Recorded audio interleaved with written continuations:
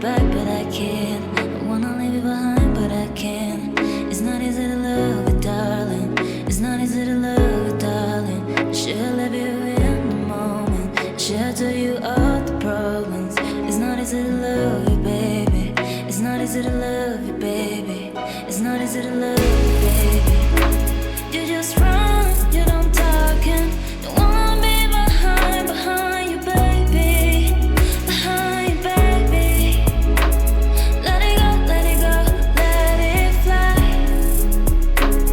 It's not love, it's not love, it's not the time. Let it go, let it go, let it fly. It's not love, it's not love, it's not love.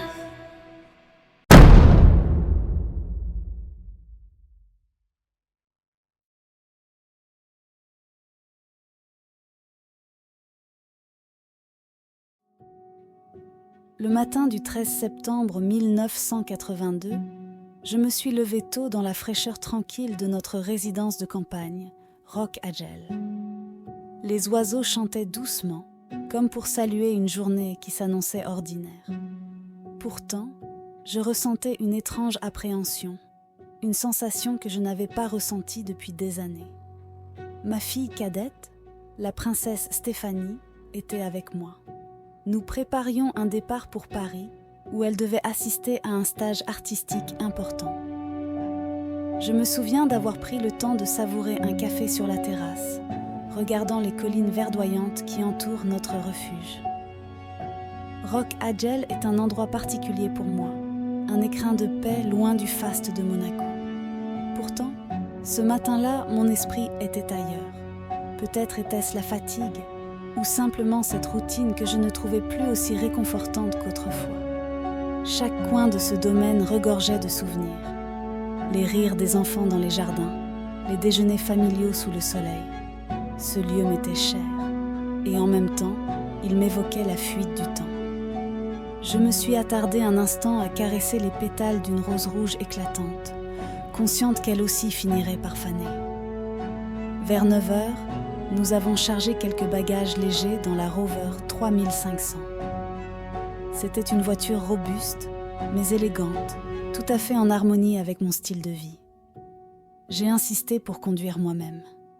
J'aimais cette sensation de contrôle que procure la conduite, un moment rare où je pouvais échapper, ne serait-ce qu'un peu, à mon rôle de princesse.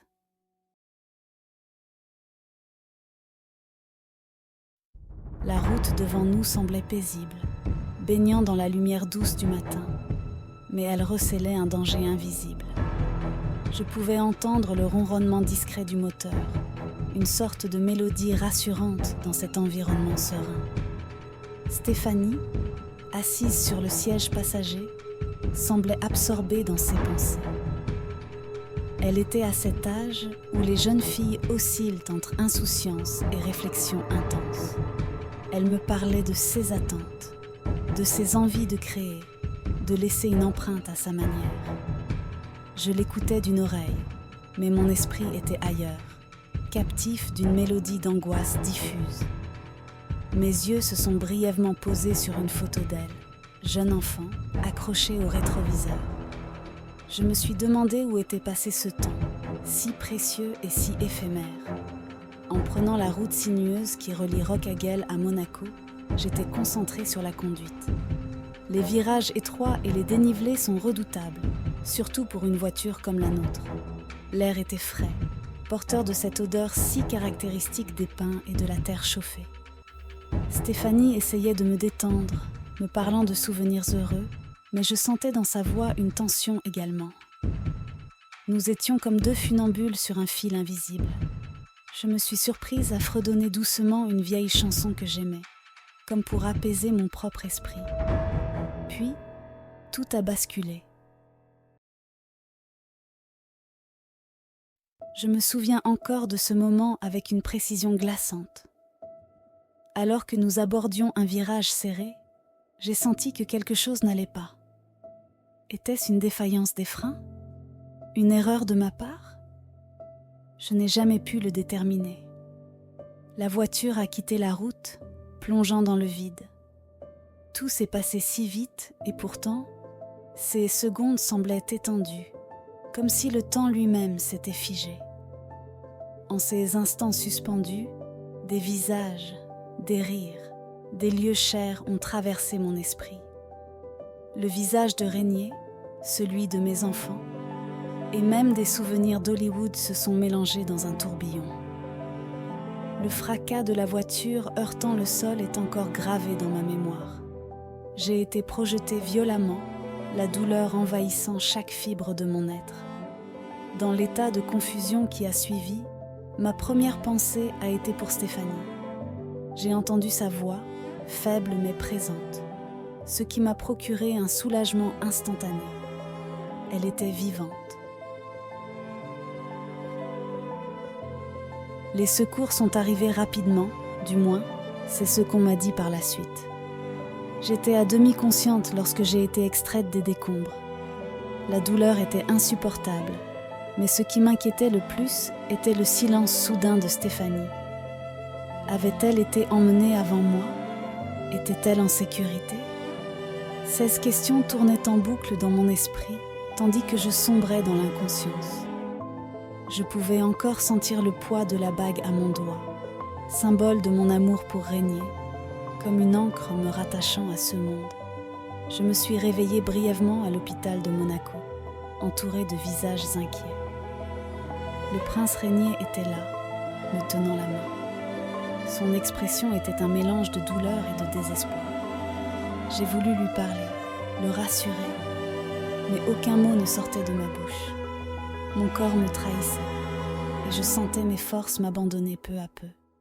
Régnier murmurait des mots que je ne pouvais plus entendre clairement, mais je savais qu'ils étaient porteurs d'amour et d'adieu. Le son des machines autour de moi semblait battre le rythme de mes derniers instants. Les médecins ont diagnostiqué une hémorragie cérébrale, une conséquence directe de l'accident. Ils m'ont expliqué à voix basse que mes chances de survie étaient faibles. Régnier, mon époux, était confronté à une décision insoutenable. Les machines maintenaient mon corps en vie, mais mon esprit, lui, s'éteignait doucement. Il est resté avec moi, jour et nuit, scrutant chaque mouvement, espérant un miracle. Dans une poignante déclaration, Régnier a choisi de me laisser partir, de me libérer de cette souffrance inutile.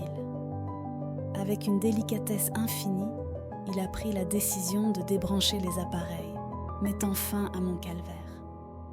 Dans mes derniers instants, j'ai senti une paix étrange m'envahir.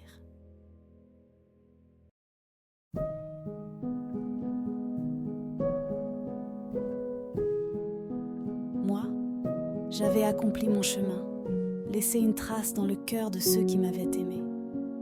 J'ai pensé à mes enfants, à leurs rires, à leurs rêves. Régnier m'a embrassée une dernière fois, une larme glissant sur sa joue. J'ai fermé les yeux, en me disant que je partais en paix.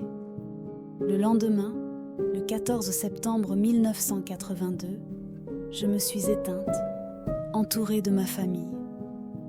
Mon départ a été marqué par une vague de tristesse à travers le monde, un témoignage de l'impact que j'avais eu sur tant de vies. Mais pour moi, ce qui comptait le plus était l'amour de mes proches, cet amour qui, je l'espère, continuera à les guider dans les années à venir.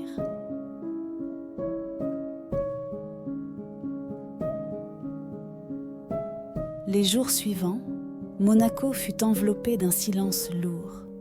Les habitants rendaient hommage à leur princesse, celle qui avait apporté la grâce et la chaleur à cette terre. Des foules se réunirent devant le palais. Des fleurs s'amoncelaient sur les marches, et les voix murmuraient des prières. Le prince Régnier, bien que brisé, trouva la force de présider les funérailles, un dernier acte d'amour pour moi. Chaque moment, chaque mot dans cette histoire pourrait trouver un écho dans votre propre vie. Chérissez chaque instant et rappelez-vous que même dans les instants les plus sombres, l'amour peut illuminer notre passage. Merci de partager ces souvenirs avec moi.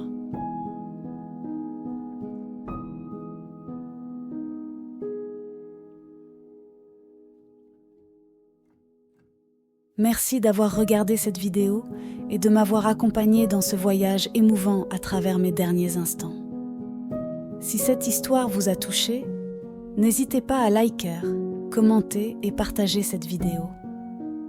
Abonnez-vous pour découvrir d'autres récits captivants et souvenez-vous, chaque jour est un cadeau. Prenez soin de vous et à très bientôt.